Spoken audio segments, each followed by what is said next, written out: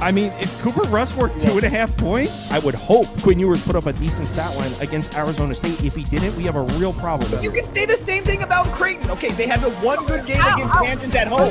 When Toast talks about the kicking market, it's like some earth is flat shit. Andy, true or false, this is going to be a dog walking. Dog walking. This is my dog walking of the day. I think it's going to be very ugly.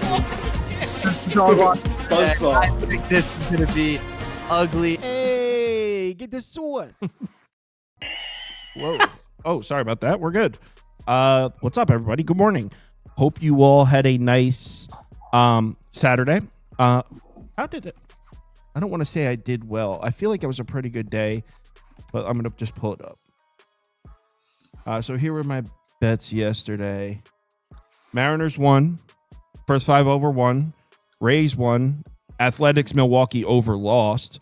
Braves -1.5. Oh my God, bro. I hate Chris Sale. So 3-2. Giants won 4-2. Bucks lost. Clippers lost. And then I cut it off. The Knicks team total. All right, so I had a winning day, but nothing explosive. Yeah, so I had a pretty good Saturday. Hope you all had a good one. Saw some good basketball. How about those New York Knicks? You'll love to see it. Imagine thinking the Knicks were going to lose that game. Honestly, imagine thinking that. This is the best team in the Eastern Conference. Very fired up. Yeah, we have 15 MLB games. Oh, happy Easter to those of you who celebrate. I just did the old Easter breakfast at my mother's house. Man, I can't handle. It's crazy. I'm 36 years old. I almost said 37. I'm 36 years old. Wait. No, I'm 36 years old. Wow. I do the same thing all Yeah, the time. no, I'm 36 years old. And mentally, I'm a very strong person. I'm disciplined. I'm goal-oriented. I'm good at what needs to be done, the most efficient way to get it done. I'm good at that. But physically, I am so soft nowadays. Like, I can't even handle like a bacon and eggs breakfast with and hash browns. That's done. My stomach's done for the day after something like that. It's crazy. I'm turned into the softest person. My stomach can't handle any of that. Speaking of stomach handling things, Trevor sober this morning? Yeah.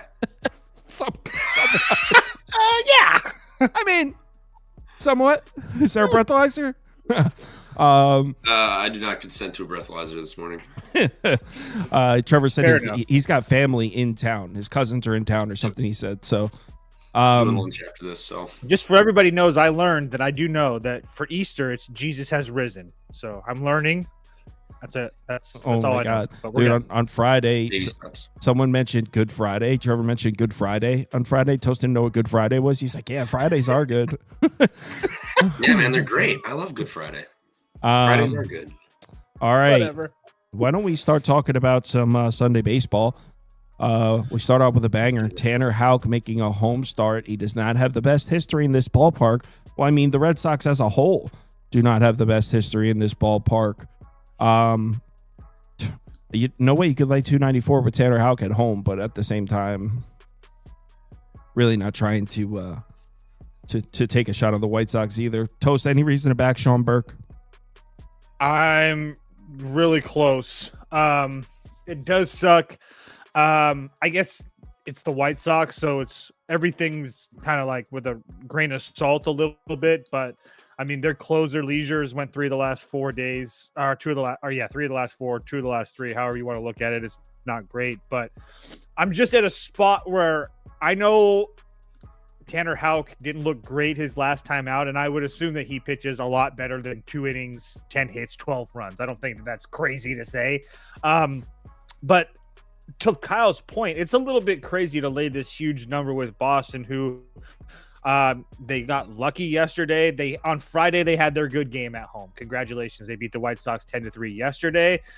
They gave it up in the late innings because this bullpen can't be trusted. They ended up winning on a walk-off in the 10th inning. I just wouldn't be surprised if the White Sox were able to win this game. You can put the White Sox up for me. This line keeps on moving. I'm probably going to end up playing it a little bit. I know that Sean Burke has burnt me once or twice this year. Again, I still think that he's probably one of, if not the best or the most talented pitcher on the White Sox. And he has a history of pitching well. Again, he hasn't pitched well his last couple starts, but again, We're getting a huge plus price with a Boston team that really can't hit. I mean, it's really feast or famine with this Boston team. I mean, you look at their last 10 games as far as runs scored is concerned: 4-10, 1-7, 1-3-3, 2-1, 4-1. I mean, so literally, I mean, really, I mean, them scoring over 4 runs is, I mean, like what, a 25% chance? I mean, obviously, I know that's not how baseball works. My point is they're not scoring a whole bunch of runs to be able to be this big of a favorite. So you can, again, I'm going to be betting the White Sox. I just don't know what number I'm actually going to get. I mean, it is getaway day. And history tells us these are the days you take shots on dogs. These Sunday getaway days. The Marlins pick up their wins on this day. I mean, this is the day. On top of the fact that we know that Boston has not even played 500 baseball at home the last. Let me scratch years. that. This is not a getaway day. These two teams play tomorrow morning at 11 a.m. So scratch that. I have no interest. Trevor? Yeah, I mean, kind of with Toast. I want to take a stab on the White Sox, but I know it's an absolute donation because that bullpen's going to come in and give it up. But $240 it's a decent price. I mean, Tanner Houck, a lot of hard hit. Sean Burke, also a lot of hard hit. But Houck's a ground ball guy, so maybe he can kind of keep the runs down a little bit. And I think they'll get some base runners, but $240 is tempting, but I know it's a donation because the bullpen will come in and then they'll blow it. Even if they're up 3-1, they'll blow the game and lose like 5-3 or something. So Charles under White Sox money line. First but, five. Ooh, well, first 5 actually might be fun. I might be down for that actually. Damn it. No, I got the soundbite set up. The soundboard. Oh man, I'm gonna have to do this for every single. That's annoying. Marlins Phillies. We are talking about a road getaway day with the Marlins. For those of you that are new to betting baseball or new to this channel, that's something we like to indulge in. They were extremely profitable in these spots, 11-6, I believe it was. And we're talking about a big plus price every single time. They're 1-0 to start this year. They lost. They after getting beat by the Mets twice in Citi Field, they took the last one. So here we are, the Marlins in a road getaway spot. It's crazy. Not to mention, it's a little bit of a revenge spot against their old pitcher, Luzardo, former Miami Marlin. So it's for those of you that have been riding with this Marlins road getaway day. How do you not take them here? Marlins team total over 2.5. Played it last night at -130. We'll be still looking at the money line. The number continues to rise. The issue that's got my panties in a bunch, you could say, I guess, is the fact that Griffin Conine just went on the IL. And I know that name probably doesn't mean anything to anybody, but just know that he's one of those guys when I talk about them having the Miami having power and when they get yada, yada, yada, he's one of those guys. A 51% hard hit rate. He's one of the fastest players on the team. He walks a lot. He doesn't strike out a lot. I mean, he strikes out a lot, but he walks a lot as well. There's a lot of he's like one of their best hitters. So he just went to the IL.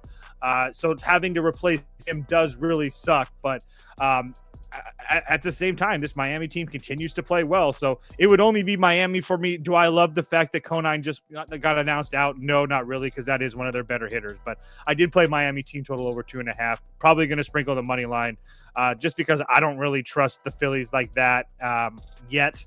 They're obviously a better team than Miami, but I don't know. And I'm still not – look – Luzardo is really good, and I think that he's going to be good for them, but I don't know if he's what we saw against the Dodgers and Atlanta and Washington so far this year. I think he's more or less what we saw against San Francisco. So if he gives up, again, 3 runs here, I think that you're pretty damn live if you were just to bet Miami on the side as well. So, but I did bet Miami team total already. I'm trying to bet the money line here soon. Someone said they're back in the Phillies because it's Jesus pitching on Easter, which it is Jesus Luzardo. What do you think, Trev? I really want to play the I really want to play Miami on the money line. I mean, we know they road getaway spot, but it's a revenge game for Luzardo. Really tempted, but the over 7.5. We know Miami can hit lefties a little bit too. It is getaway day is the spot they generally pop up in most.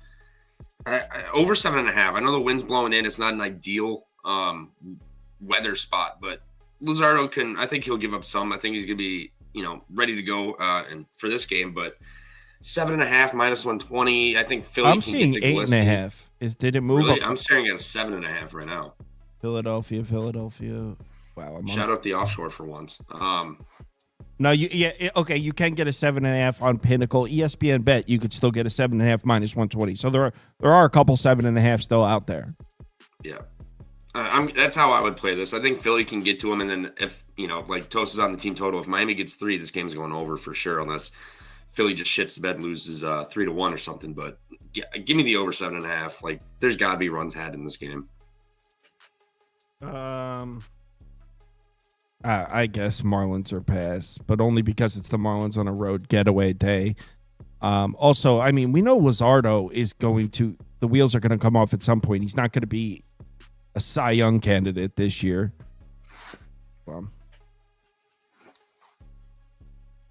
Damn it, every single time.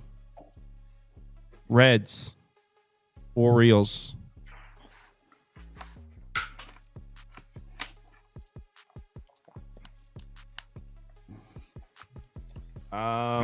Randy Wynn, Toast? You have faith in Randy Wynn?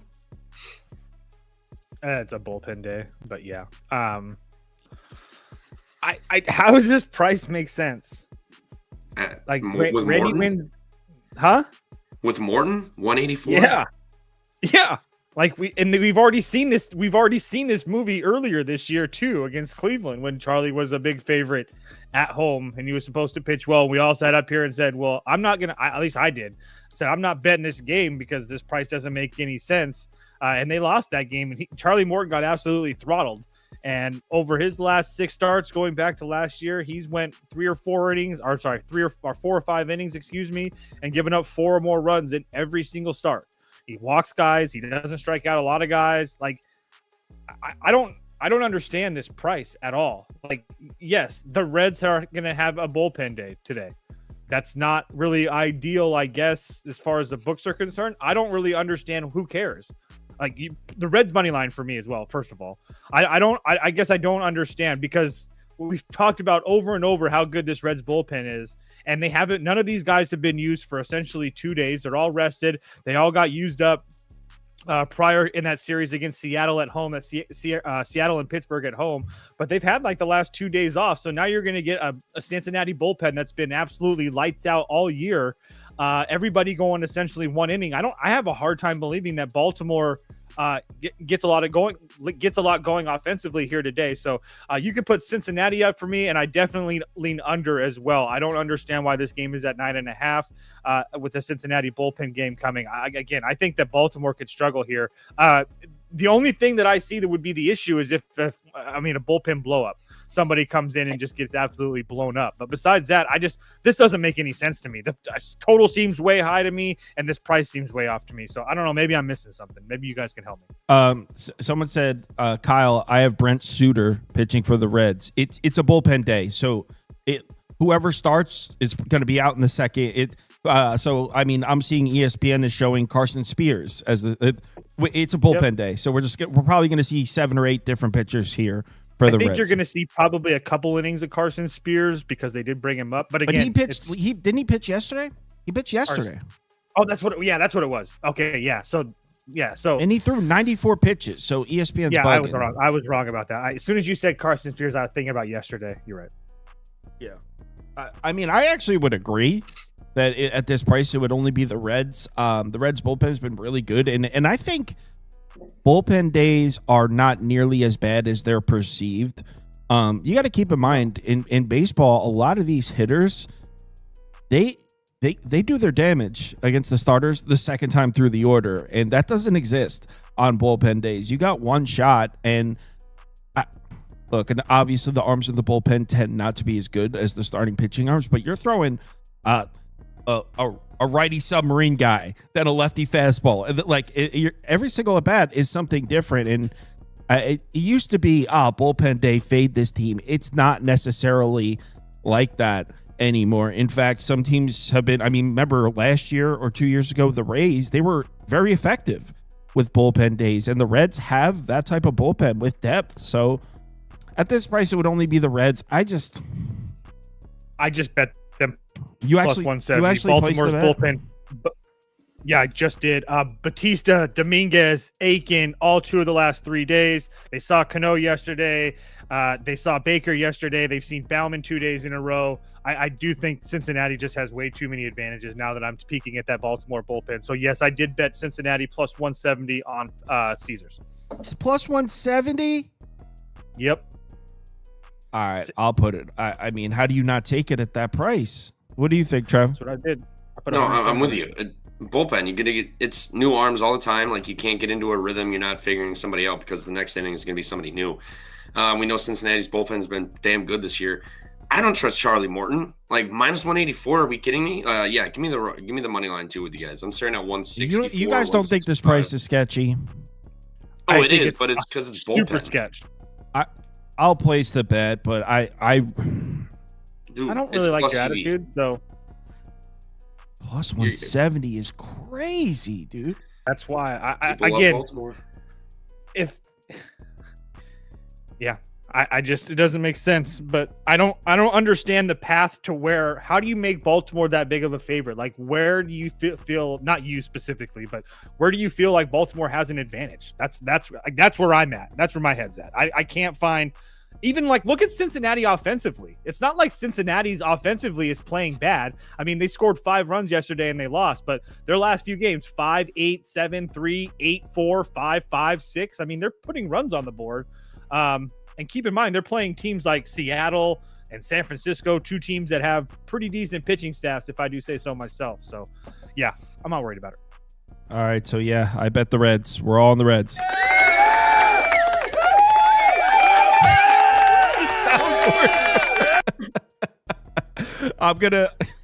I'm sorry, I'm just having fun. I just put that in. It was on the other computer. I just installed it on mine, so I have it in front of me now. I want to install it with funny sound bites that are like specific to us, like Toast, like a clip of Toast being like, "Congrats, world."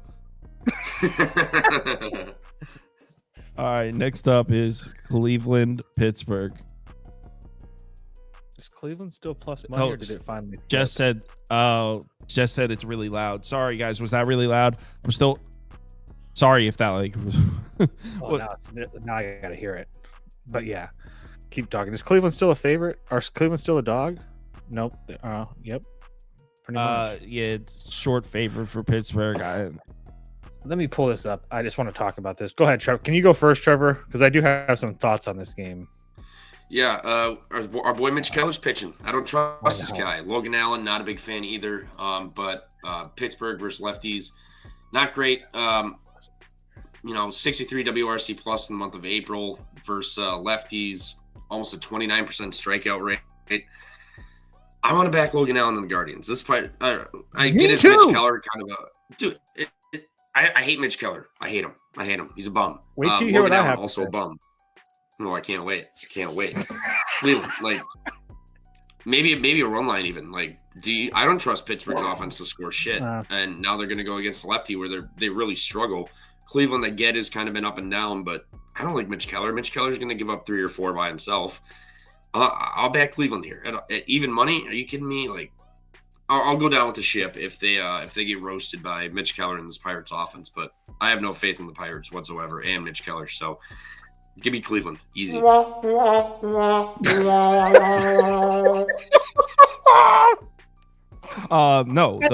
the play is Pittsburgh. Because Cleveland's bullpen is completely I was just cooked. about to say Kyle's going to go crazy about the bullpen. So we're going to talk about that. But okay, first, there's 2 things that makes this line sketchy. First of all, like Kyle just said, the Cleveland bullpen is in a terrible situation. It's terrible for most people. For them, it is what it is every day. But Clase back-to-back days, Cade Smith back-to-back days, Tim Herron about 3 days in a row. Hunter Gaddis 2 of the last 3. So to say that the Cleveland bullpen is taxed is a understatement.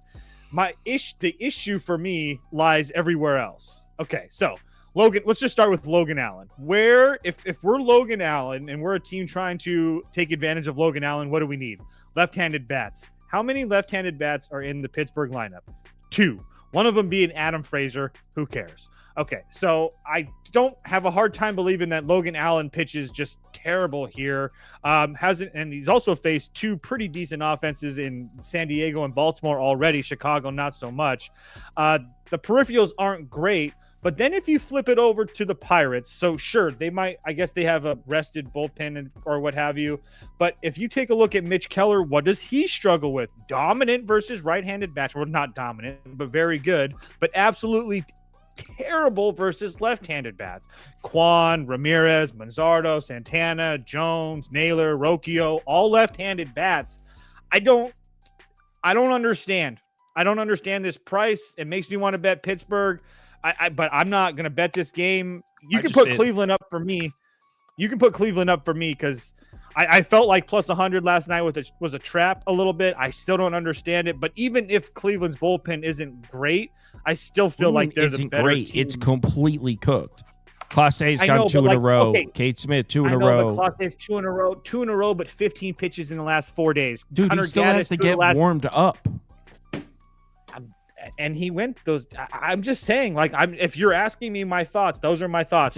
Yes, Clase has pitched 2 days in a row, but in the last 4 days, he only has 15 total pitches. Hunter Gaddis 17 total pitches in the last 5 days. I mean, so there's again. So if as long as what's his face, Logan Allen just doesn't get absolutely rocked. I mean, he should go into that inning. You're probably going to get a little bit of Junis. You're probably going to get a little bit of Cantillo. You'll probably see Sewald. That's your issue right there, is when Sewald gets into the game. But yeah, you can put Cleveland up for me. I'm probably not going to bet it. I'm not going to bet it. I did bet this. I bet the Pirates. Logan Allen is cruising for a bruising. The man is overdue for a Logan Allen beatdown. We saw plenty of those last year. We haven't seen a good Logan Allen smash fest yet this year. I know no one. This is going to be one of those games where it's like, oh, so I guess we're. The most common tweet or group chat text sent is like, so apparently the Pirates can hit now. Yeah, I mean, I will say the peripherals for Logan Allen are terrible. He doesn't strike out a lot of people. He gets hit really hard. No one's really swinging at strikes. Yeah, I mean, it's not great. I will give you that. That's Sean Morrow said in the comments, when Toast starts using words like peripherals, I get worried. I try not to do that stuff, but wow, I can't believe. Do you guys did any of you watch the Braves game by any chance? Unfortunately. Dude, you want to know whose fault it was that we didn't cover? It was one person's fault. And Jared Kelenic. No, who bats seventh? Who bats seventh? It's a white, like a white guy, a little white guy. Oh, Nick Allen. Well, whatever. He hit a double off the wall. His ass was jogging down the first baseline. That's fucking Kelenic, that piece of shit. No, I don't think it was Kelenic.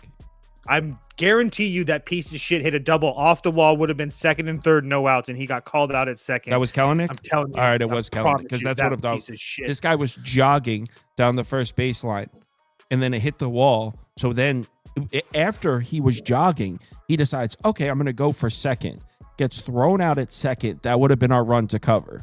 So, yeah, I mean, we could all point the finger at Kelenic of why we didn't cover that -1.5. Whatever. It's a shitty team. I mean, it's what I get for betting on a terrible franchise. The NL East belongs to the Mets this year. I don't even think it's a discussion at this point. Joe Ryan gets the start against Grant Holmes, who Toast is on record saying he thinks Grant Holmes is going to have a good season. 100%. By the way, I don't think Chris Sale should be talked about as a good pitcher anymore either. But maybe that's a conversation for a different day. Which we will have. Trevor, do you like Joe Ryan to pitch well here? Yeah, but I don't like the freaking offense for the Twins. Like, that's the worst part. Twins first 5 for me. I'm just gonna back Joe Ryan. Trevor, let's go. Twins first 5. Okay. I don't trust the bullpen. I don't trust the offense. Just give me a 1-0 lead after 5. It's Joe Ryan. Like, come on, guys. Got to show up for your best pitcher. He's solid. He does give up a decent amount of fly ball contact, but I still don't believe in the Braves offense. So Give me the Twins. I don't like it. I hate backing this team. They're garbage, but you're going to give me Joe Ryan at damn near even money for the first 5. I have to take it. I'm obliged. So let's roll. Please just score a run. Just score, please, Minnesota. You said you agree, Toast? I do agree. I do love, excuse me, Grant Holmes. I do love me some Grant Holmes, but I don't really like the spot for him.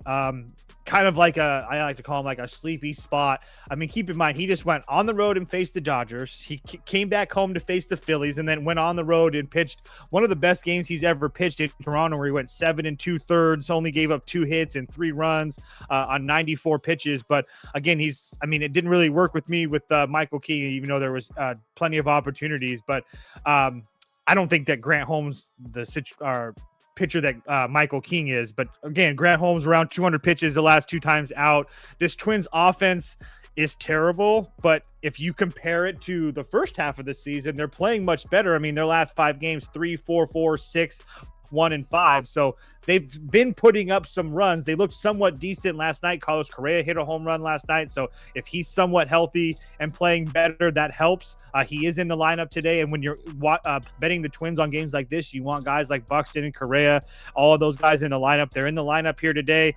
So yeah, I agree. Twins first 5 for me. I don't want to deal with the bullpen either. Yeah, me and Trevor didn't even talk about that one. I might actually split this in half. I don't know. I hate this bet. I hate this bet. So, but yeah, we'll see what happens. I don't like this bet at all. Joe Ryan did look okay in his last start against the Mets, and okay, maybe you like him to pitch well against the Braves. I'm not even going to push back on that, but I don't know how you're expecting. For me, it's the road starts for Joe Ryan. I want Joe Ryan on the road. Okay, that's part of it. All right, so what do you expect out of Joe Ryan? 5 shutout? What do you expect from the Braves offense? I am not expecting the Twins offense to do shit, Trevor. I know, that's the scary part. That's why I took the first 5. You know, you need to score to win that, right? We can push, though. We have push potential. You're asking me, I expected 6 innings, 2-run baseball of Joe Ryan. I mean, that might not be enough to win the first 5. You're right. It might not be. So I think you'd be better off going with the first 5 under. Honestly, I'm putting this up. I don't like that. See, I don't like that either. 3.5 over. Yeah. I go no. Full game under 7.5. It's not the most ideal conditions for hitting. The Twins bullpen, they rested all of their main arms. The Braves are not going to have Iglesias, but other than that, they should have access to most of their guys. I think both starting pitchers could go 6 innings, 1 run. In this one, I think this could be a 1-1 baseball game going into the 7th, and I'll take my chances in the late innings. You can get an 8 on a lot of places too. I just didn't know if you're actually. I don't feel strong about it to bet it. Okay, I just wanted to make sure you didn't get a 7.5 somewhere. No. That's the graphic. Just takes the consensus line for the show. It doesn't. If I don't, there's a small chance I'd play Twins money line at plus 100. We'll see what happens. We'll be in the Discord. Actually, dude, Kyle, I'm with you on Pittsburgh. Cleveland just went back up to plus 100 everywhere. Yeah, I already bet it. Pittsburgh's a play. So far, that's my biggest bet. Is the Pirates. What can go wrong? Full unit on the Pirates.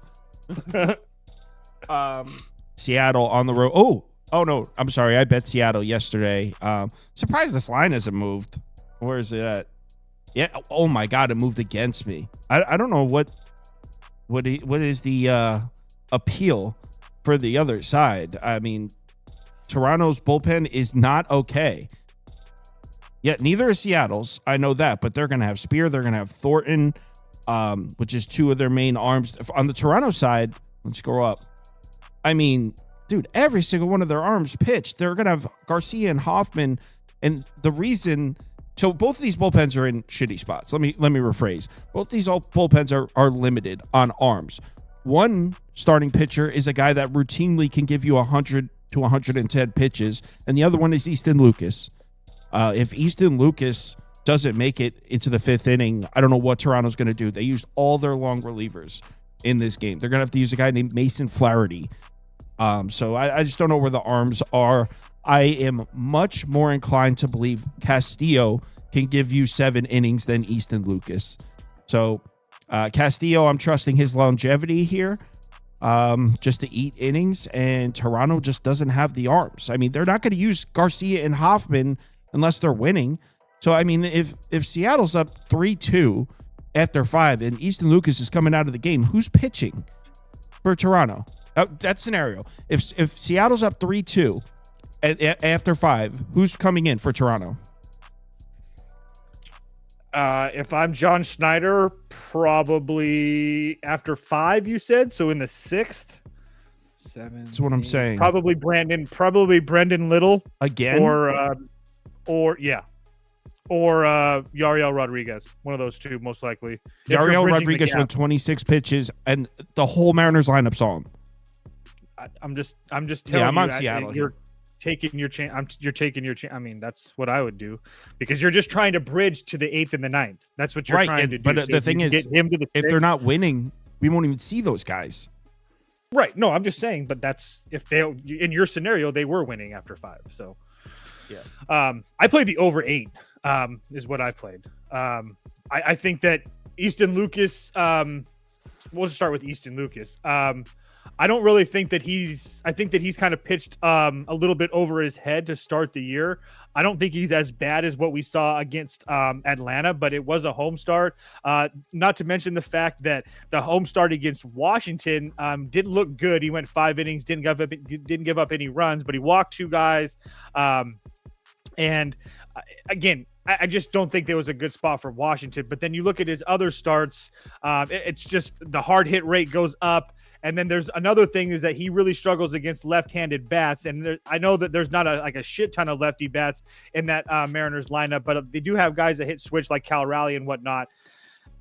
It's just, I don't understand. And then as far as Castillo is concerned, Castillo just really hasn't looked good. And again, he also struggles with lefty bats. So guys like Santander, Jimenez, Addison Barger, the guy that everybody made fun of me for, because I remember I talked about how big and buff he was, and he's a big stud, and how yesterday we saw his athletic ability. He threw out some guy at third. Wagner's a lefty, Luke's is the lefty, Heideman's a lefty. So there's a pocket of, like, besides Bichette and Guerrero, where there's a shit ton of lefties that Castillo could have issues with here. So on top of the fact that we just talked about before, the bullpens for both teams are in situations. So I played the over 8. That's what I played. If you had to play a side, would you play the Mariners?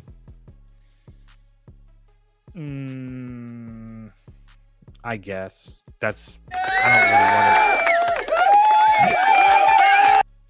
I don't really want to back Castillo like that, but yeah, sure. Trev? Castillo over 17.5 outs. Good bet. Good bet. Thank you. I mean, you guys went over it. Bullpens are absolutely cooked. Seattle used a ton of arms yesterday. They're going to need him to go length, and he's gone 100 plus a multitude of times that we've seen. So over 17.5 outs, minus 110. Feed it to me. Let's go. Come on, Castillo. And the Mariners have shown us time and time again, they will leave Castillo out there forever, even if he's getting rocked. They'll let him pitch through it. He's one of those guys that just has a long leash, which is part of the reason for my bet, because both of these teams are so limited in the bullpens that if Easton Lucas, for whatever way, is having for whatever reason is having trouble, I don't know what the Blue Jays' outs are. Like, I don't know who they're putting out there. If Castillo's in trouble, they'll leave him in there to pitch out of it. I don't think the Blue Jays will do that with Easton Lucas. Not to mention, Castillo's experienced it, and Castillo can give up. We've seen Castillo give up 4 runs in the second inning and still pitch into the 7th so many times. Like, he's a guy that can rebound. He's a veteran. If Easton Lucas gives up 4 runs in the second inning, what are they going to do? Just leave him out there to die? Ride with it. Yeah. I mean, that's how you destroy a young pitcher, is let him give up 13 runs.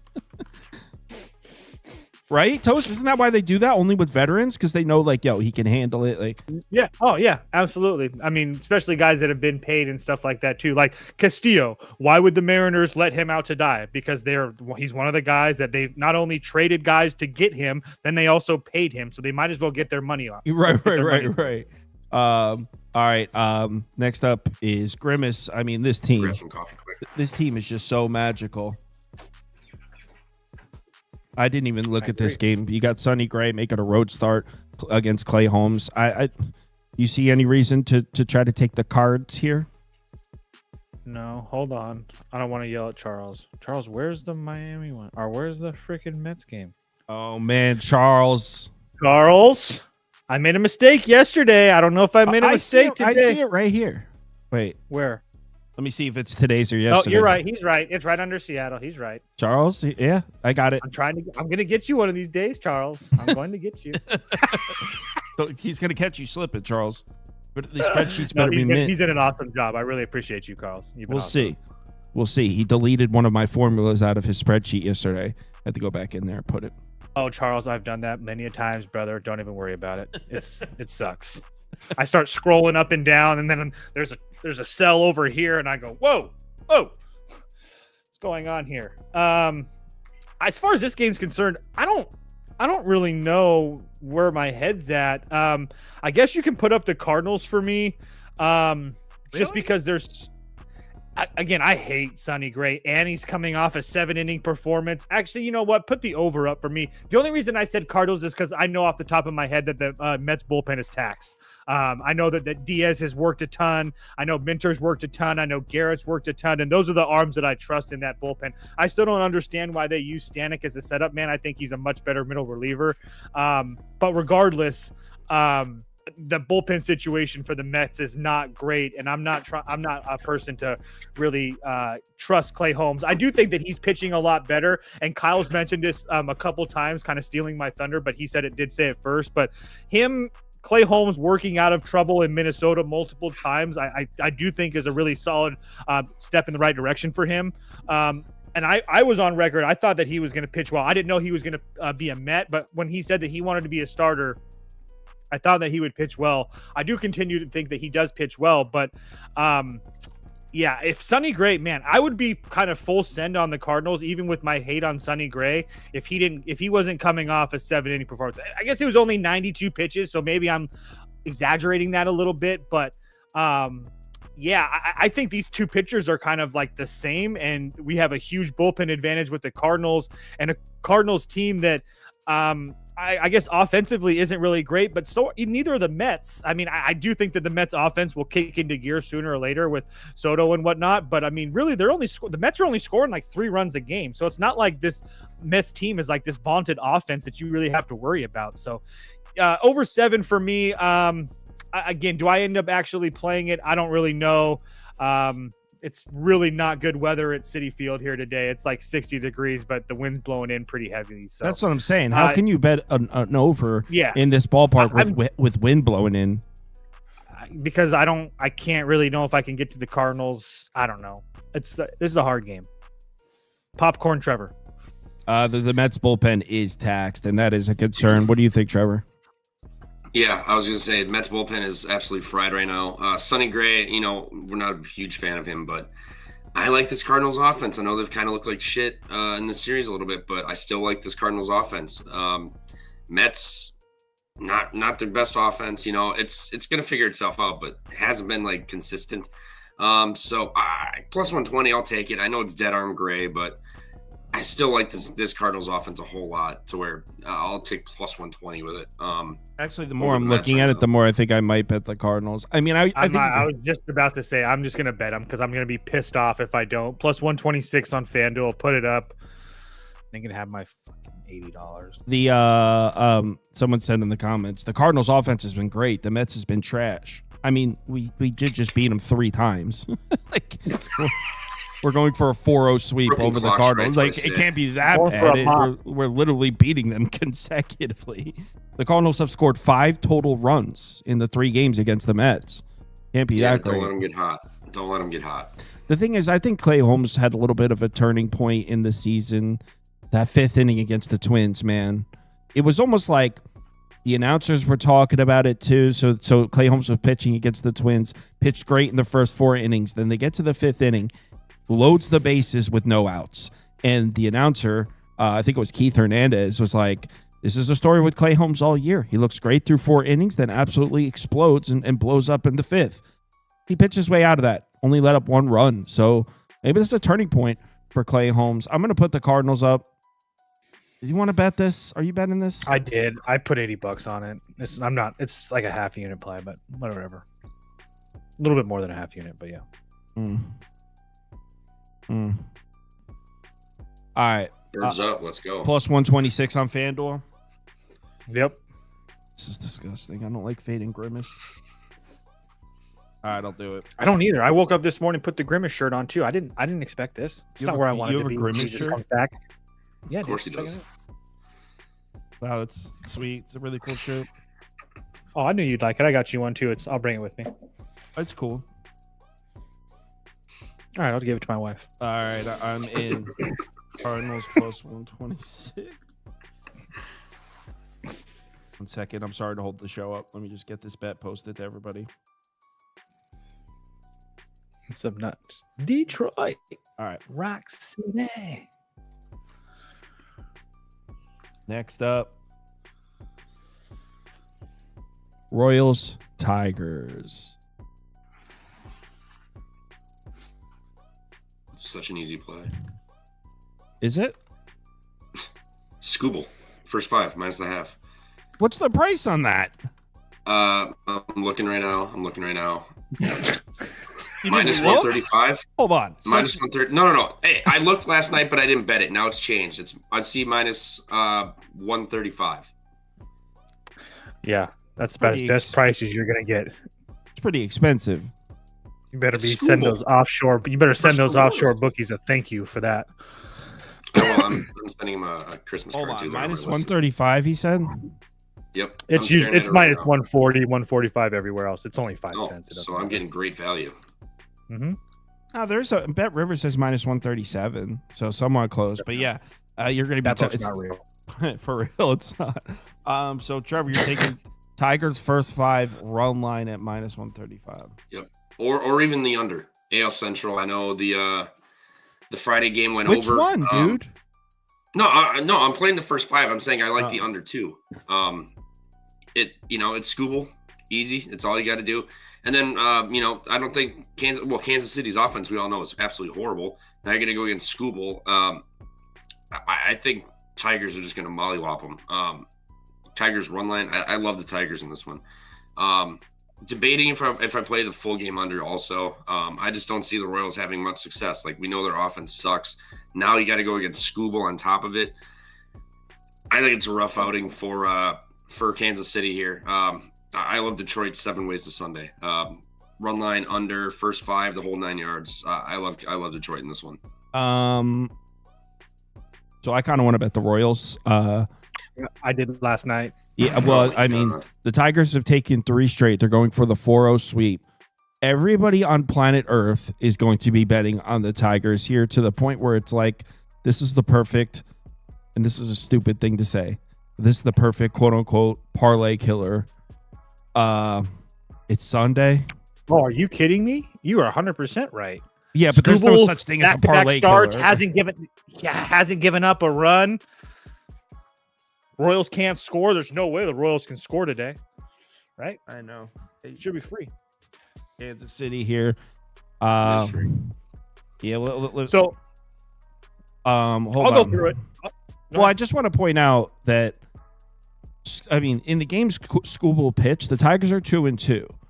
So it hasn't been profitable to bet on Scooble this year, because I think some people just get hung up on like the MLB The Show ratings and ignore, like, have you been making money doing this or not? It has not been profitable to bet on Scooble so far this year.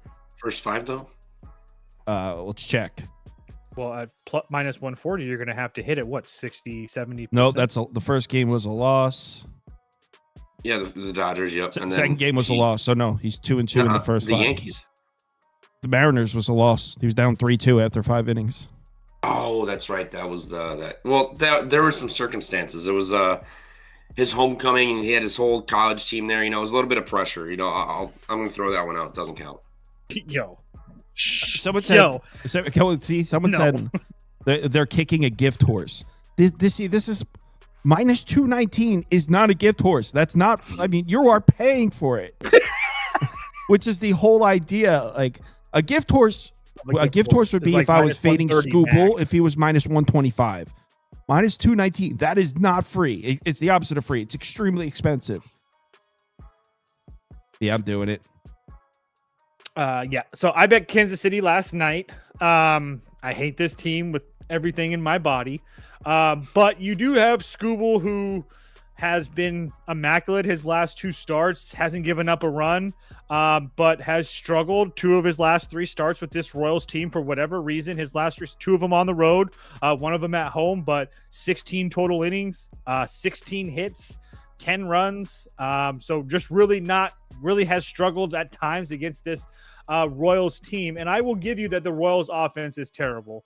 But they have only faced 2 lefty starters, but I don't think it's been that bad. I mean, again, Cade Povich went 6 innings. He only gave up 1 run. He gave up 12 hits. I mean, the fact that they only had 1 run off of that is just an absolute miracle.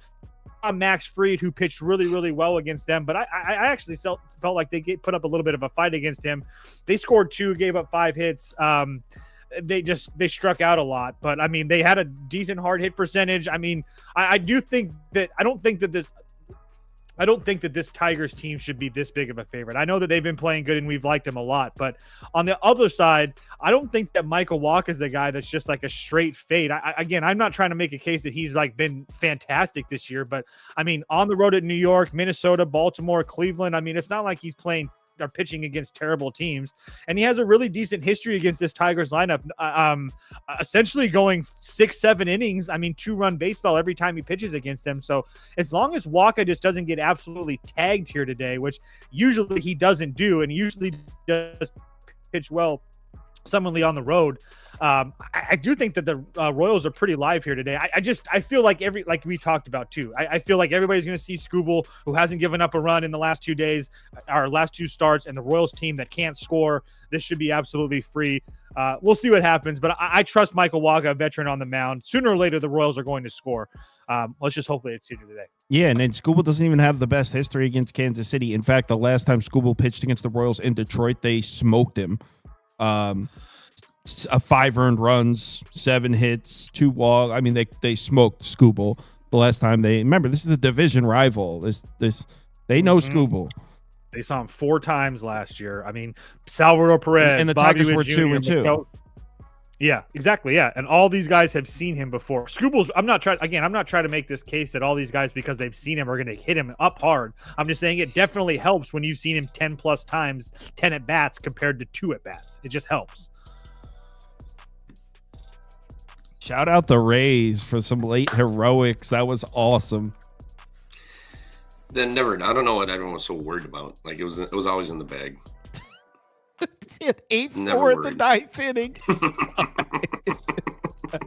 Dude, shout out Devin Williams, Brewers Hold on. legend. Let's give a round of applause for the Rays.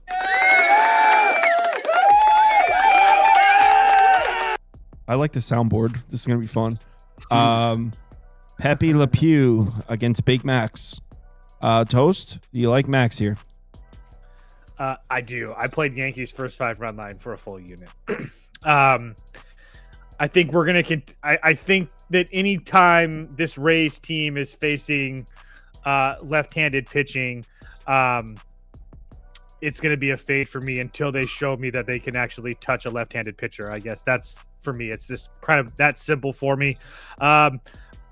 The Rays versus left-handed pitching this year: Rondon, Newcomb, Sale, Kikuchi, Freeland. They got to Chris Sale, and after we've seen last night, that doesn't mean anything to me. That dude's terrible right now. I don't know if it's in his head. I don't know if he's not healthy, but getting to Chris Sale at this point in the season means absolutely nothing to me.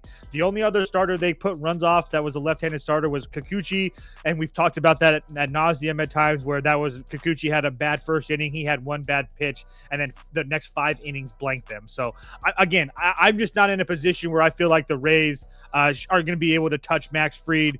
Max Fried's been really, really good for this team, and not to mention the fact that the Rays have a whole bunch of righty bats in that lineup. And if there's one thing that you need versus Max Fried, you need lefties in that lineup. And the only lefties in that lineup for Tampa Bay is Jonathan Aranda, who has been playing really, really well. I'll give him that. But the only other 2, Jake Magnum, who's been decent, but again, he's a switch hitter, and Taylor Wall's another switch hitter. So I just feel like the Yankees have too many advantages against Pepe Le Pew, who I don't really think is good anyway. He's just average, but I think that he's like one of those guys that goes 5 innings, gives up 2 or 3 runs, maybe 5-6 innings, whatever. But and until the Rays can touch lefties, I'm on the Yankees. Well, actually, okay. Let me Trevor, we got to go over here. These bullpens are smoked.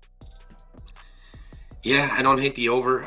Weather-wise, we are looking at weather's wind blowing okay in from right field. It's blowing in from right field. No, it's at not 9 miles an blowing hour. in that heavy, dude. Come on. 9 miles an hour? 9 8, miles an 9 hour, miles but an it's hour? not coming directly in from right field. That's not exactly accurate. It's blowing like towards third base, Fair, but which still, helps righty bats who pull against lefties. Over. I don't hate the over. Toast I scared want to me. take Max Fried, though. So it's either going to be Yankees team total over, maybe. Yeah, I mean, I don't hate that. I wanted to isolate personally when I was looking last night, Max Fried versus the Rays lineup. That's all. I have no issue with an over here at all. What's the give me a Yankees team total over price, please, Toast. It's going to be 4.5 minus 105 plus 100 if depending on where you buy it. Dude, both these bullpens are just. You know what? I might just bet the over here. Trev, what do you said you like Fried? Yeah, I want to take Fried. His outs are 18.5 plus 145. Like, I was hoping for a 17.5, but I mean, they need him to go deep in this game. Like, the both bullpens are cooked. Yeah, exactly. And Fried's been good. I know his first two were whatever, but the last two he's gone 6 2/3 in 7 innings. Fried's been really good. You know, he's not a fly ball guy. You know, he can get out. He can strike you out. He can get quick outs. He does it all. Max Fried is really good. 18. I think they need him to go like 7 at least today. Like both the bullpens are cooked, and they're going to Cleveland tomorrow. I don't think they want to waste the entire bullpen, but they're kind of hands are tied here. I like Fried over 18.5 outs. I'm with Toast. I kind of like that first 5 half too. I might ride with that. And yeah, both these offenses can score, but I think no matter what, they have to leave Fried out there because their bullpens are fried. So Fried could give up 3 or 4. I still think they're gonna leave him out there, assuming he's not running that pitch count up to like 100 plus for 7. So over Fried outs, but I really like outs and Yankees first 5 in this one. If you don't, I was going to say, if you don't like what any of us are saying, this is one of those situations where it doesn't matter if it's the Yankees or Rays. If they're up after 6 or 7 innings, that you can just bet the other side at a plus money price because of how bad the situation. These bullpens are bad.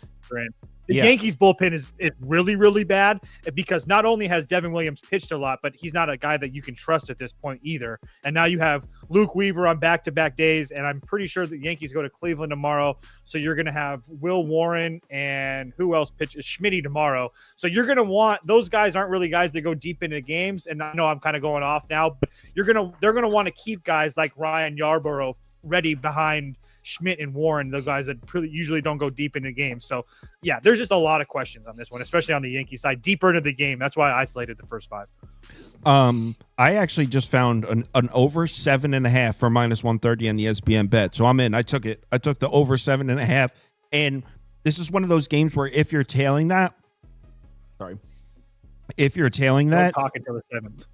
No, well, if you're tailing that, if it's 1-1 in the 5th inning, don't panic. We're specifically fading the bullpens. So yeah, I'm on the over 7.5 minus 130. Paid a premium for it, but I'm in. I think the Yankees could potentially hit that by themselves. Next. God, the Brewers suck. Hey, we had to give them one. We just had to give them one. You were very confident that they weren't going to give him one. Dude, this team. I was very confident in fastball Freddie. That came through. No problem. All right. The bullpen did almost blow that game too. Question, who the hell is Logan Henderson? Oh, absolute stud. All right, go ahead. Tell me who he is. Trevor. Dude, Toast. You better. He's a stud. Be right. That's all I got to say. What is he? He's a prospect? Yeah, number 12 in our system. Number 12? Kyle, he had a 1-4 whip. He had a 1-4 whip in AAA. Well, hold on. No. I just want, before you start talking, I want to confirm. You're telling me we're getting all up in arms about the number 12 prospect in the Brewers system? Not in baseball, in the Brewers system? He's not even in the starting 9 of the AAA team? Just wait. Ooh. I don't my know if that's God, bullpen dude. or Brewers or MLB. I forget. I just This saw is it's number fucking 12. state, prospect. Wisconsin, bro. These weirdos up here. Who cares? The number 11. All right, talk, yo. That's right. You guys can hate all you want. He had one bad outing against the Jacksonville Jumbo Shrimp. Other than that, Oh my God, no way. Are they really called that? The Jacksonville Jumbo Shrimp. Yes. Yeah, they are. What are? I love Who Triple are A these baseball. people? I gotta go A's. You're at the I supper love club Triple A watching the jumbo shrimp. Hey, that we were at the supper club and we watched Freddie Peralta absolutely shove. All right, so you guys can keep hating. But no, other than that game, that was not a good game. 4 innings, 6 hits, 5 earned, 1 dinger, 3 walks, 8 strikeouts though. 8 strikeouts. His next 2 games against Nashville and Memphis, 8 strikeouts. He did have 7 walks, so he does have a little bit of an issue with the walks. He tries to paint the corners a little too much, but 3 hits, 0 hits, 8 strikeouts, 0 earned. He had 1 bad outing. I get, like, don't get me wrong, we are an A's program. Well, Kyle's not, but me and Toast, we love the A's. We are big A's guys. I think the A's will have a little bit of success. He does struggle against lefties. He's got almost a 2 whip against that. So there are some guys like Blade and whatnot that can maybe do some damage. But I think overall Henderson will be fine. But the problem is he's making his first start. He's going to go 5 at most, and then the bullpen comes in. It's got to be an A's money line spot here. I don't want to fade my boys. I love you, Milwaukee, even though I talk a lot of shit about you. I still love you, but this is a bad spot. Jeff Springs hasn't been great this year, but I just it's tough with Henderson. First start, he has a huge walk issue. But Bingo, that, there you go. Time, You finally got to it. I was wondering when you were going to. I said that. He has 7 walks his last 2 outings, All but right. he struck out 8 in all 3 games. I think he'll have a little bit of success, but he's also gonna, the walk issue, trying to go for strikeouts. I think it's gonna come back to bite us in the ass, and then we get the almighty bullpen coming in to officially put the nails in the coffin at the end of the game here. So, A's money line, I hate it, but this is a double winner for me though. I either cash my ticket or the Brewers win, and I can say I told you he's a stud. I want to give an apology to Ronald Jones in the comments. He says, "Hey, y'all, get off my jumbo shrimp. I live in Jacksonville." We have a jumbo shrimp fan in the comments. By no means was I insulting the jumbo shrimp. I promise I was only trying to insult Trevor and his horrible state that he lives in. Toast, go ahead. You guys wish you had a great state like this. It would be A's for me. I don't really know what to think of. I'm Jeffrey not betting Spring. this, though. I'm not. I didn't bet this either. It would only be A's for me. I did really want to. I kind of wanted to fade this Logan Henderson guy because I did want to make sure that Trevor talked about the walks, but the kid can strike guys out. There's no question about that. But what Trevor's Brewer love didn't tell you is that the other lefties in that A's lineup, besides Blade, is Tyler Soderstrom, who's the best hitter in Major League Baseball as far as power is concerned right now, and Lawrence Butler, who's one of their better other players as well. But everybody else is a righty on that Oakland or whatever athletics team. So my issue with Springs is that I just don't know what to think of him because he looked really good in Seattle, which a lot of people do. And then Chicago and the Padres, not so much, but we know both those offenses are really good. And then the White Sox on the road, it was just all mediocre. So I just don't know what to think of Jeffrey Springs. If I trusted him enough, I would be there. But at the same time, the Milwaukee bullpen, who I think will continue to get better. And if you're looking on Fangraphs, you're going to start seeing those green arrows next to some of those guys' names. We've seen this with Milwaukee before. Milwaukee is very much like the Rays, where you can trust these guys that were up from AAA or newer bullpen arms that they use are starting to actually get a whole bunch of time. You can trust those guys with Milwaukee. So with all those guys being rested and stuff, it's enough for me to stay away from the A's. But I do lean A's if I had to cut in my head. Don't believe in the bullpen, dude. Just putting faith. I don't believe in the starting pitcher. But I think Uribe. I think Uribe is really good. I think that Nick Mears can be really good. Yeah, they can strike guys out. It's just everything else about them they have to figure out. And if they can figure that out, and you already have the strikeout stuff, you're going to be in a really good position. Let's talk snakes ball. Yeah, man. I really, really want the Cubs to start losing because I've had it. I'm done with Cubs fans. Oh, dude. Well, I don't like them at all. It's the first time they've had something to talk about in like 100 years. Well, oh yeah, I forgot they won the World Series. I was going to say they just won the world, but I mean that wasn't pretty bad. That wasn't that recently though.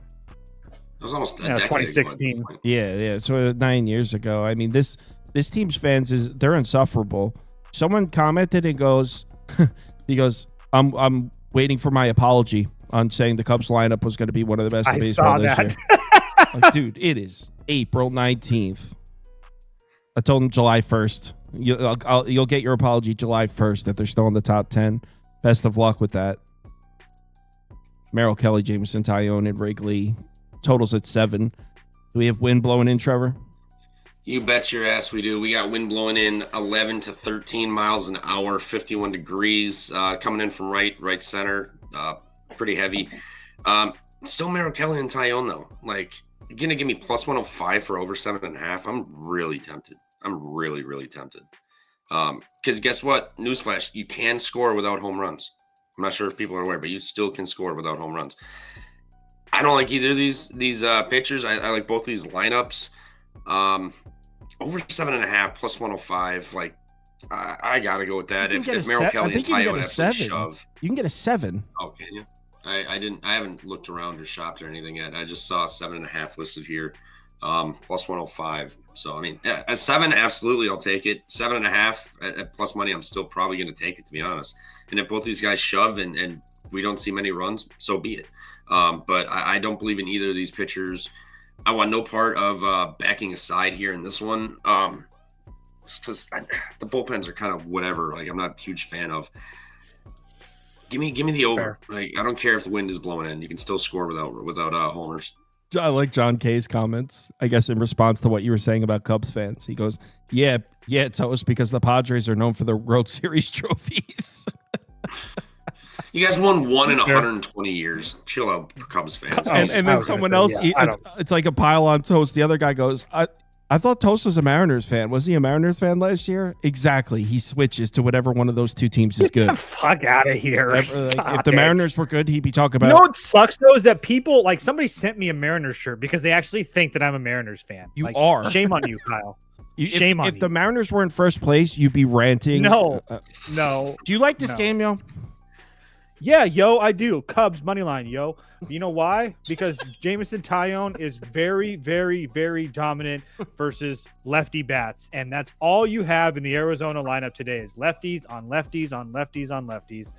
Not to mention the fact that Arizona is using the B lineup today, so you're going to have guys like Tawa, Herrera, Sampson at the bottom of that lineup. Even if the Cubs, who haven't put their lineup out today, sits a guy or two like Suzuki or something like that, they're not going to sit Happ, Tucker, Bush, Swanson, PCA most likely. They have a full rested bullpen behind them. I don't know if I want to. I don't know if I'm actually going to bet the Cubs. I kind of want to. I'm getting to a point where. Also, the fact that we were getting the Cubs at a huge minus price, and Taillon was absolutely destroyed by this team, this Arizona team, the first time he faced them. I don't think that happens again. I think they're a huge heavy favorite for a reason. Not to mention the fact that I don't know what to think of Merrill Kelly. I know his last 2 starts have been decent, both 6 innings, but against the Baltimore team that's offensively can be inept at times, and then on the road at Miami, I guess you can call that a good start the way that Miami's played at home, but I'm not in a spot where I trust Merrill Kelly yet. Probably soon after I see it a couple more times, but as of right now, I'm not really there. And this Cubs team at home is much as I hate to talk about, has been very, very good. So they're only 6-4, but a couple of those losses that could have went either way. So I would be on the Cubs here. I don't know if I actually bet it, but yeah. I mean, I don't necessarily hate it. The minus 130's gone. You can get a minus 135 now, but most sportsbooks have it up at minus 140. Just a little too expensive. I mean, we are still talking about Arizona. I mean, some people still think pretty highly of Arizona, so this is going to be a pass for me. Yeah, so do I. If they were playing like the regular lineup, I'm good. It's just they're sitting Eugenio Suarez. Who's been ice cold. That hit the grand slam. No, I know. I know. But I mean, that he got off the season, could not stop hitting, and then kind of went cold. Well, we're 2 weeks in, so I'll take that nonstop hitting for a week and a half, and then we're 3 weeks in. So, okay, well, it is what it is. Dodgers are on the road down in Arlington. Hot Tamale is on the mound against Glasnow. Trev? Yeah, I mean, I like Glasnow. Shout out Corby Craig, big Glasnow guy. I ride with him, and I bet the Cy Young every year. Never hits, but how many guys do you bet the Cy Young every year? Stop doing that. List, please? I have a handful of guys. I have a handful of guys. Hey, it only takes one. It takes one. I know. Exactly. Yeah, that's all I need is one. But you're not hitting them. I had Blake Snell Cy Young Which time? 2 years ago, 3 years ago, whenever the hell he won. I mean, like you also bet it when he lost. That was a well-respected zing from Kyle. Which time? Touche.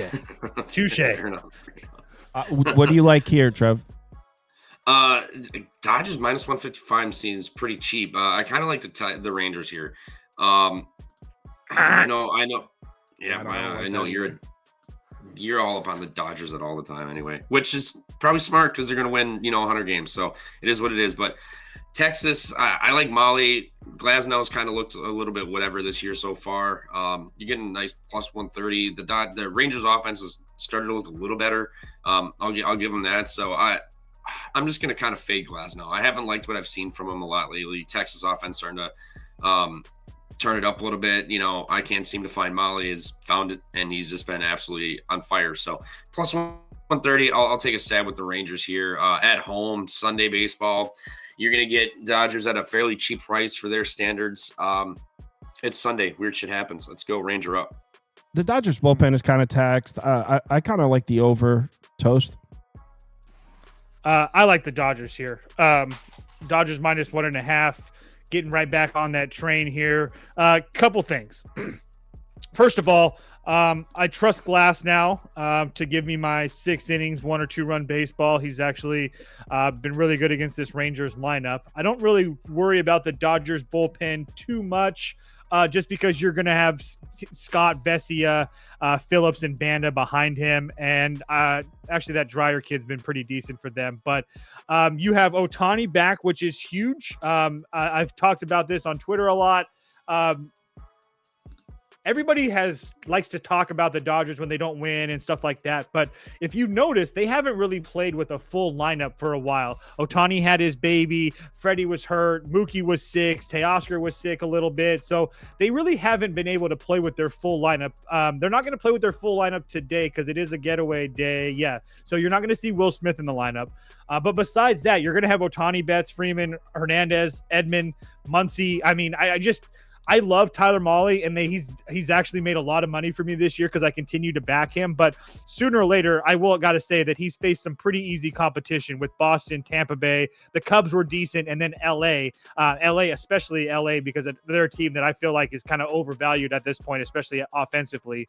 And on top of all of that, you have a Rangers offense that honestly, yesterday was pretty damn lucky. That walk-off from Garcia was cool to watch, but I mean, look at the bottom of that lineup. I mean, you have this Harris kid that's playing over that Dustin Harris kid that's playing center field for them, who's essentially a triple-A kid.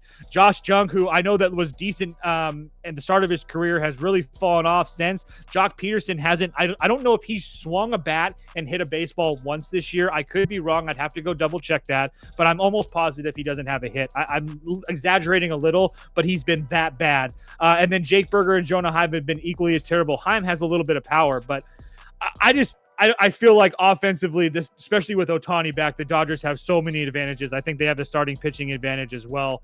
And that Texas bullpen, although it may be rested, I don't really trust them that much. So, yeah, Dodgers minus 1.5 for me. I know it's square, but I don't care. It would be Dodgers or pass for me. Let's move on. Nats on the road in Colorado. Doubleheader. Yeah. Thought the Rocky Mountains would be a little rockier than this. Giants. That John Denver's full of shit, man. John Denver's full of shit, man. Giants on the road in LA to play the Angels. I kind of think the Rockies win the first leg of that doubleheader, by the way. In fact, I wouldn't be surprised if the Rockies take both. The Nats bullpen, they worked a lot of their guys yesterday, and they suck. Giants. That is true. Against the Cooch. Cooch has been something else this year. I'll say that. He's struggling. He's struggling to find it. Well, he looked really good against Texas. Yeah. Hold on. Trevor, you can go first. I pulled up the wrong notes for this game. But I don't know how Verlander's a road favorite, dude. I was going to say, I'm almost positive I have the Angels written down in my notes. I just got to freaking find it. But the Giants used Walker and Tyler Rogers yesterday. Tyler Rogers now gone 2 of the last 3, but it's not too bad. The Angels bullpen, yeah, they're all right as well. Do you think Kikuchi pitches well here, Trevor? No. San Fran bats really good, and not to mention we're gonna get Justin Verlander for this Angels team that can hit, especially righties. I mean, are we like full fade with Justin Verlander? We're not that far into the season. Hold on, let me pull up his numbers. No, again. I know it's looked bad. I'm not debating that. I know it's looked bad. Yeah, I mean the second time through the order, he's got like a two something whip. I have to go pull him. Regardless, the second time through the order, he gets absolutely smashed, and he just hasn't been good this year. The dude's like 68 years old, and he's out here just still serving up meatballs to people. Like, not a fan of it. Weather-wise, what is the weather looking like in LA? It's going to be obviously nice. Wind blowing out 6.5, 8 miles an hour. It's going to be cruising. Verlander, meatball getter. Giants lineup, big fan of. It would be Angels money line or the over. I'm not sure which way I'll play it. Actually, the team total is 4.5 plus 105 for the Angels. I think Verlander can give up 3-4 runs himself. So yeah, I'm going to be Angels over, team total over. Anyway, I'm not sure which way I'll bet this, but I will be on backing the Angels one way or another here. Just it's Verlander, man. Just gift horse here. Keep fading him. Yeah, I mean we got. Angels, not normally known as a hitter's park, I don't believe, but we got pretty decent wind blowing out to right center. So if lefty pull hitters, favorable spot against Verlander. I'm not mad at the Angels. Giants came through for me last night. What do you think, Toes? I'll be on the Angels personally. It's not necessarily like a full fade of Verlander. It's more of I think that we're underestimating Kikuchi. And how he's pitched this year. I will say though, his numbers. The only thing that's kind of holding me off is that his numbers versus righties haven't been great, and the Giants are like extremely righty heavy. Young-Hoo Lee and Lamont Wade are the only 2 lefties in that lineup. So that's the only thing that gives me a little bit of pause here. And the Giants have been somewhat formidable against lefty starters. It's kind of been feast or famine with like they put up 5 against Framber, 3 against Luzardo, 4 against Rendon, but Lodolo, Tyler Anderson, Christopher Sanchez all pitched really well against them. But I just think that the Angels are being a little bit undervalued here. So you can put up the Angels. I don't know. Again, I don't love it. So I don't know if I actually play it. I would need like at least plus money to bet the Angels at minimum. I completely agree. I honestly, Angels are pass. You can put up the Angels for me. I'm not playing minus 105. If it gets to like plus 100 later on in the day, I mean that game's at noon or 4 p.m. Yeah, I don't. No, it's not getting the plus 4. In fact, Caesars just moved it to a pick'em. Oh yeah, so I'm out. Yeah, I mean Angels probably the spot. I don't want anything to deal with that. All right, so move on to Sunday night baseball, and we've got a good one for those of you that are newer to betting baseball. Sunday night's baseball is usually pretty fun. ESPN's broadcast, it's a little different. It's fun. The coverage of it is a little more in depth. We got a good one. Dylan Cease against Framber in the teacup. So Toast, I think what you need to answer as a Padres fan, are you panicking? 1-3 in your last 4 games. Eric Shipley is already declaring victory, that his take was right, that the Padres would fall off. We're 1-3 in our last 3 games. We lost a game in 1 game in extra innings, 2-1, and then we lost another game 3-2. I'm shaking in my boots. I just want to let you know, A 1-run loss still counts as a loss in the standings. It doesn't. I get that, and we're also not a full team. That's what happens when you have multiple guys down on injury. I mean, an all-star Jackson Merrill down to injury. I mean, that doesn't help. Jake Cronenworth, another solid veteran bat, down to injury. That doesn't help. So when you have Tyler send his ass to fucking Albuquerque, I'm sorry for the F word, wait on the team, I can't really help you with it. So it's definitely not the same Padres offense as they once were, especially until they get these guys back. That's for sure. But I'm not worried at all. No. Whole lot of excuses. True or false, Toast? They get to Framber. Whole lot of excuses. The Dodgers spent billions and we're still in first place, Trevor. I don't want to talk. I don't want to. We don't get to talk. The adults are talking right now. Billions. Okay. Well, Toast loves Framber Valdez too. Do the Padres he's very good. hit Framber Valdez, who's coming off a rough start? Probably not. I think we're going to see a pitcher's duel here. I think under. So I think do I. think the final score of this Solid. game's 2-1. Yep, I 1000% agree. I don't know if I actually bet it, but Never mind. Scratch that. The bullpens. The Astros bullpen is cooked. So yeah, Like let's go Padres then. I'm going Padres. Yeah. Astros team total under is what I'm going. Can you get me a price on that? With Cease? Yeah, Cease is about the deal. 3.5 minus 110. I see. Toast, can you line shop that for me? Yeah. You're gonna want to go to BetMGM. 3.5 under. I will say that the only thing Cease has dominated this Houston team. His last 3 starts against Houston, 2 at home, 1 on the road, and two of those starts were with Chicago. So it is what it is. But 20 total innings, 1 run, 20 strikeouts. I mean, he's been very, very, very good against this Houston team.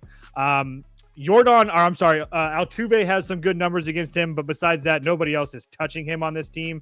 And that's not crazy to think because, I mean, we know that the Astros versus right-handed pitching isn't anything to write home about. So, again, Dylan Cease hasn't really pitched fantastic this year. I do think that some of his numbers are kind of thrown off because of that bad start in I keep on saying Oakland. Everybody knows what I mean. I'm not even going to keep correcting myself, but that bad start in Oakland. But besides that, I mean, he's been somewhat decent. I mean, the Cubs are a really good offense. So, I mean, him giving up 7 hits and 2 runs to a Cubs team really doesn't do much for me. It doesn't. That's not a bad start to me. I mean, again, I want him to pitch better considering that we traded for him and we're about to maybe pay this guy. But the dude's, I mean, it is what it is. And then as far as Framber is concerned, I don't worry about Framber at all, especially against this Padres offense that after you get past the first 3 guys, you really don't have anything to worry about. On top of the fact that you're probably not going to see Gavin Sheets in the lineup today because it is a lefty and he doesn't really hit lefties really well. And Gavin Sheets has been one of the better offensive players for the Padres the last couple of nights with all these new injuries coming up. So you can put the Padres up for me. I do think that they have too much of an advantage, especially in the back half of this game. The Padres didn't use anybody in their bullpen yesterday that matters. I guess Estrada matters, but Suarez, Adam, all those guys rested and ready to go. They also had multiple days off prior to that. And then on the Houston side, I know that Kyle mentioned it earlier, but really quickly, Hader and Abreu, your 2 best arms back-to-back days. Taylor Scott, 21 pitches yesterday. So Padres do have a little bit of an advantage in the back half of this game. So I also think that there's a reason it's kind of short because you would think that Framber at home should be a little bit bigger of a favorite against. I know the Padres have been good, but the injuries kill this team. I mean, you take out an all-star in Jackson Merrill and a veteran bat with Cronenworth. It's just a different offense. So Padres up at plus money, though. Trev? Astros. Not a fan of Cease. I know he's got great numbers versus lineup, but Padres plus money. I'm sure it's probably going to be everyone and their brother is going to love that on Sunday Night Baseball. Well, yeah, because Cease sucks. Everybody and their brother wants to fade Dylan Cease. Cease is about the deal. I know, but I'm just saying everybody wants to fade Dylan Cease. All of a sudden, we forgot how the Astros have been absolute piss against right-handed pitching this whole season. Cease is going to deal. Trevor did.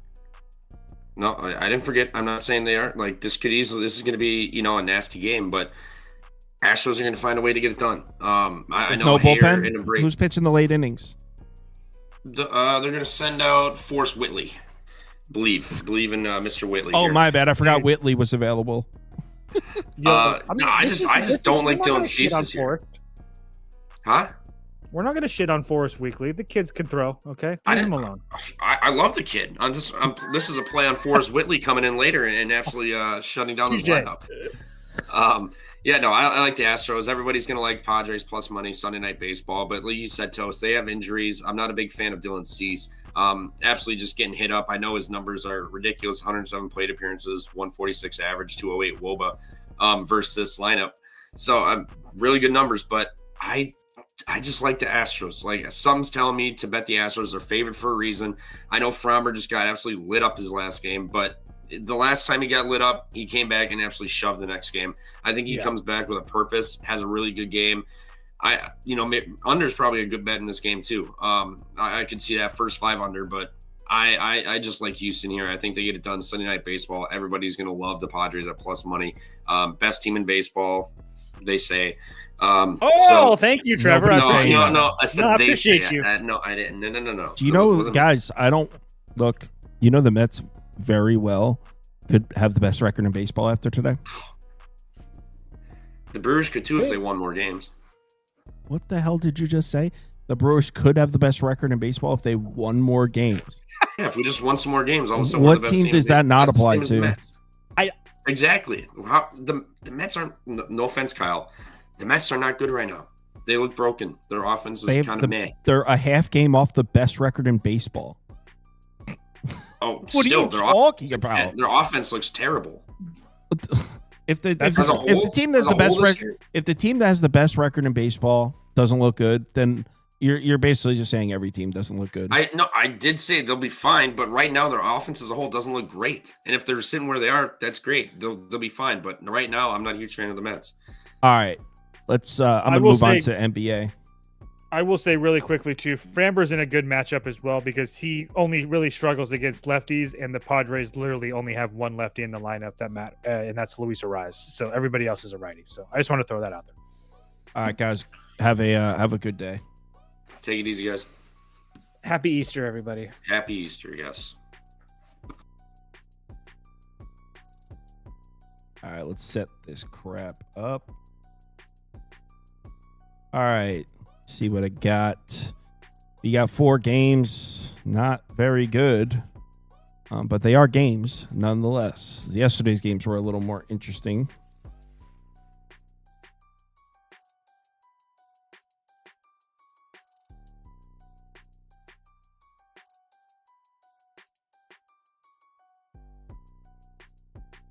All right, first up is Memphis, Oklahoma City.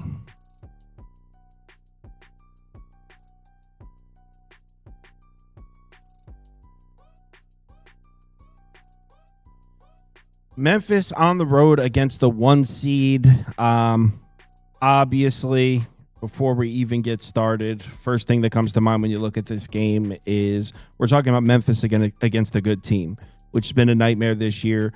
You can see on the screen, Oklahoma City has not had problems with the Grizzlies. They're 4-0 straight up, 4-0 against the spread against this Memphis team on the season. Memphis against good teams, 7-15-1 against the spread against top 10 offenses, 9-18-1 against the spread against top 10 defenses. Oklahoma City is both. In fact, they're probably top 5 in both.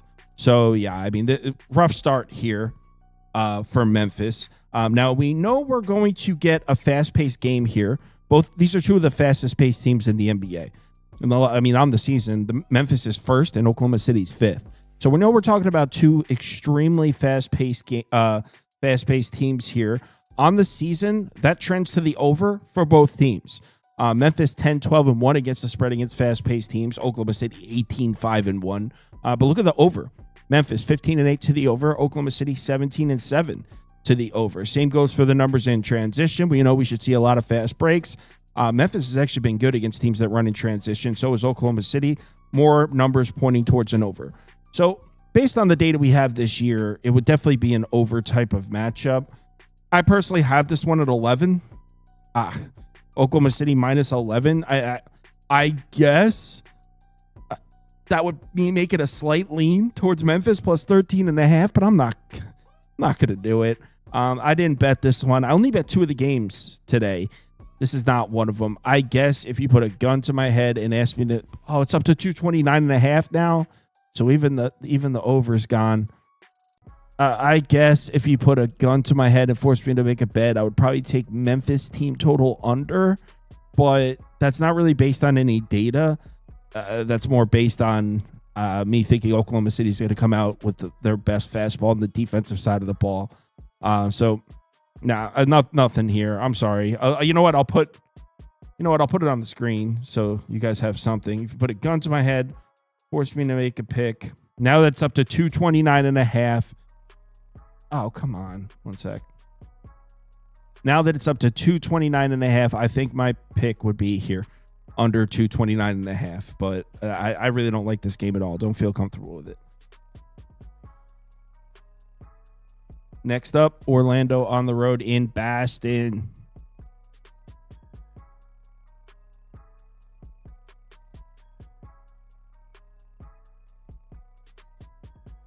All right. Another 1 seed. Oh, I'm sorry. This is not a 1 seed. Celtics are the 2 seed versus the 7. Orlando has beaten the Celtics twice this year. They're actually 2-1 against Boston this year, so they have a winning record against the Celtics. That being said, we can throw all of this out because none of these teams were healthy during this. Tatum didn't play in the first one, but neither did in that first game when Orlando beat them. There was no Tatum for the Celtics, and there was no Goga, there was no Banchero.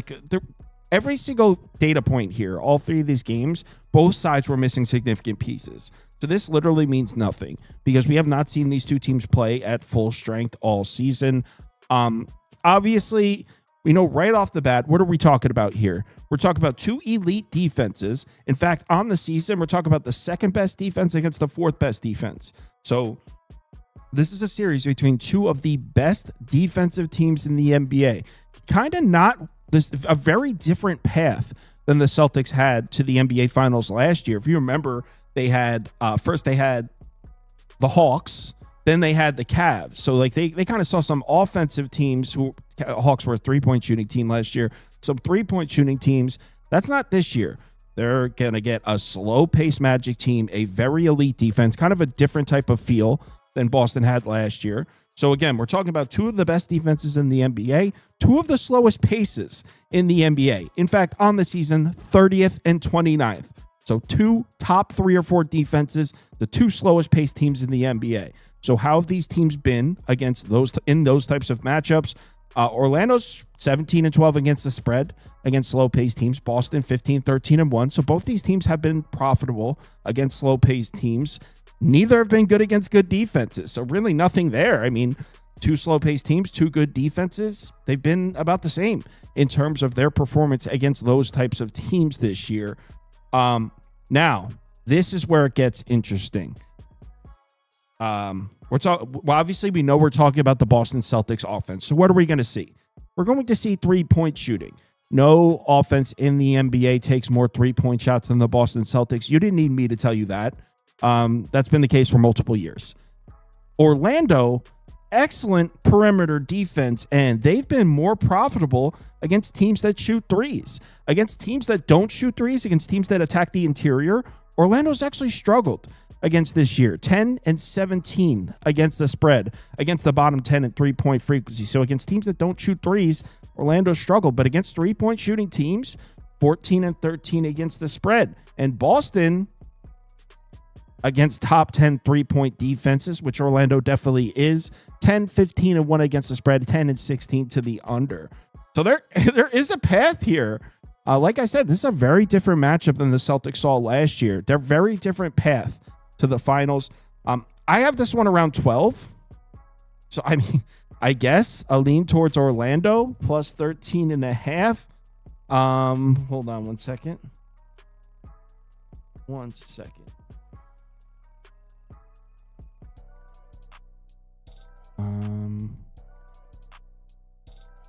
No, I'm sorry. For a second, I was like, did I bet this game? No, I didn't bet this game. I will put I can't do it, but I want to take the Magic here. But really like what the Magic have done defensively. 13.5 is a lot of points for what should be a very slow-paced defensive game. Orlando plays well against three-point shooting teams. Look, is Orlando going to be able to score points here? No, but I think Orlando's defense is definitely able to give Boston problems, for real. So I actually wouldn't be surprised if Orlando steals one of the home games in this series. I don't think the Magic will get swept. I think they'll take game 3 or 4. Obviously, Boston should control the series start to finish, but I wouldn't be surprised if there's several stretches of basketball where Boston's really struggling on the offensive side of the ball. So I'll take Orlando, but I didn't bet this one. Now, let's go to the 2 games I did bet. Miami, Cleveland, but I don't really like either of them. I mean, like I said several times, there's not a ton of betting value in the playoffs. It's just gambling, having fun. A lot of professional bettors won't even be betting these, or they'll I've heard people say that. Can't speak from personal experience. But it's tough to, these lines are going to be razor sharp. They've taken a ton of action. Miami on the road in Cleveland. All right. Miami on the road in Cleveland. Okay, so yes, efficiency-wise, Miami's been the significantly better team here. In fact, in the last 10 games, Miami's a top 10 offensive and defensive team. Why is that tongue-in-cheek?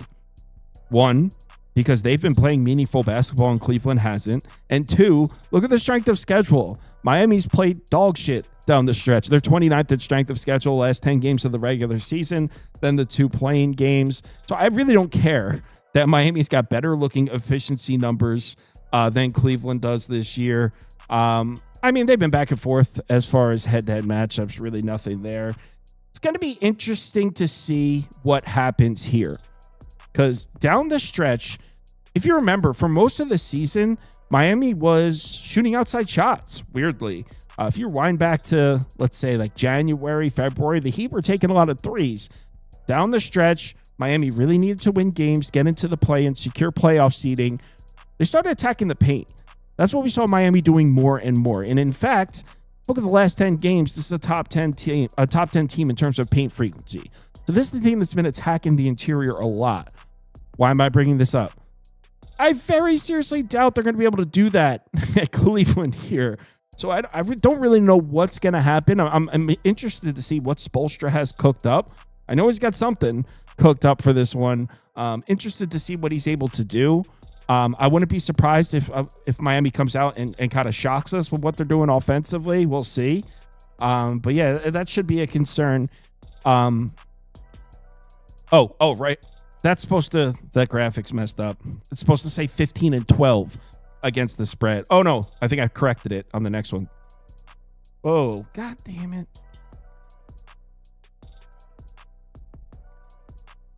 Sorry. 15-12 against the spread. So on the other side, we know Cleveland's going to shoot threes, right? That's what they do. They're a 3-point shooting offense. And at first glance, you're like, oh, this is a great matchup for the Cavs. The Heat can't defend the 3-point line. Bottom 10 3-point defense. But check it out. Miami's actually been more profitable against teams that shoot threes. 15-12 against the spread. They've actually struggled against teams that don't shoot threes. And look at the Cavs. They've actually been more profitable against good 3-point defenses. 21-11 against the spread. Against bad 3-point defenses like the Heat have been, just 15-14 against the spread. So there is a path there for a Heat bet. I personally can't do it. I think this offense is too bad, and I think we're a little bit blinded by an easy strength of schedule. I personally have this one around 13, so I couldn't quite get there with Cleveland. I did bet the over, though. I got it. What's it at now? 215? I got it at 214.5. Let me go check my slip.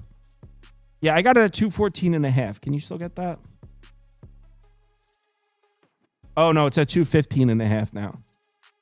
Yeah, you can see on the screen where I have it. I have this around 218.5, 219. So yeah, I took the over. Like I said, I wouldn't say I love it at all. Last game up. So I hate doing these solo shows. They're so tough. Like it's impossible to just continuously talk. I don't know how these solo radio hosts do it. There's supposed to be a minute where I like gather my thoughts, and it's tough. Warriors on the road in Houston for, I think, what we can all agree is the best game on the board. This might be one of this is probably the most interesting series in the first round, honestly, in my opinion. And I think a lot of people would agree with that. Warriors in the 7th seed. What a tough draw for Houston. You busted your ass, had a great regular season. What's your reward? You get to play Golden State with Steph Curry and Jimmy Butler. It sucks. But all right, so as we know, historically over the last few years, Golden State has had Houston's number. In fact, if you remember coming into this season, I don't remember the exact numbers, but Golden State had beaten Houston like 13 straight times or 15 straight times, something crazy like that. That being said, Houston's got 2 of the last 3. So that's over. The Golden State ownership of this Houston Rockets team ended. The Rockets have won 2 of the last 3, including one pretty recently, just a couple weeks ago. Golden State was at full strength. It was still meaningful basketball. Houston got them in Golden State. So, I mean, I like that for Houston, that they're coming in with some confidence. The whole Golden State owns us, that's over. That doesn't exist anymore. They've gotten 2 of the last 3, so you like that. The main battle here is on the glass. Houston, one of, if not the best rebounding team in the NBA, and so is Golden State on both sides. This is 2 elite rebounding teams. Here's the problem. This problem for Houston, I should say. Golden State's been very successful against good rebounding teams. 15-9-2 against the spread against top 10 offensive rebounding. 15-10 against the spread against top 10 defensive rebounding. Meanwhile, Houston's been better against bad rebounding teams. They've been below 500 against the number against good rebounding teams. So you don't like that. For the Rockets, this is an interesting one. Really not sure what to take away here. Golden State, obviously, we know they take a ton of 3-point shots. That's been the case for years. Houston puts a lot of pressure on the perimeter. They don't let you get those 3-point shots off. How Golden State responds to that is going to be interesting. I really don't have a takeaway from that other than just pointing it out. I think it's interesting. On the other side, check this out. Got to lean towards the under. That's not what I bet, but check this out. Houston, not a 3-point shooting team. Golden State, when they play teams that don't shoot threes, 10-22 to the under. But I mean, Houston offensively, they like to take mid-range shots. They like getting into the paint. That plays into the strength of the Golden State defense. Personally, I have this one at Golden State -0.5. What's it at now? Yeah, so you can still get what I got. I took Golden State +1.5 here. That's the Golden State +1.5 is the bet I placed. Yeah, I wouldn't say I like any of the games, but it'll be fun to watch. Everyone, thanks for watching. If you're in the betting league, today's the championship, so it's only the 6 division champions are in today. New betting league starts tomorrow, so I'll be posting that late tonight, probably like 1 or 2 in the morning. If you want to get in the betting league, make sure you submit by whatever the deadline is tomorrow, 6 p.m. Eastern. Thanks, everyone, for watching. Enjoy your Easter.